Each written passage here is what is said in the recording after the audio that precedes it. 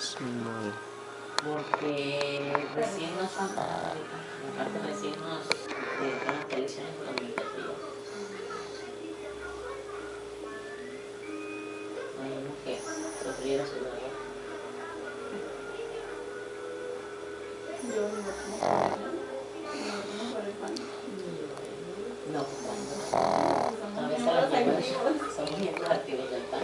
Y tuvimos el PREP en parte del PAN y nos fueron para supervisar que todos salgan bien y votar por él. por el dinero contrario.